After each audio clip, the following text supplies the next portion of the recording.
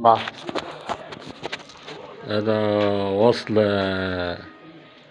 الميزان اللي كان ب10 جنيه ب150 جنيه اهو. ادي بقى شركة امان بقى، مش عارفين لحساب مين ولا الداخلية نظامها ايه، ومطلعين لي كارت اهو. شوفوا بقى اهو، ادي الحاجات اهي.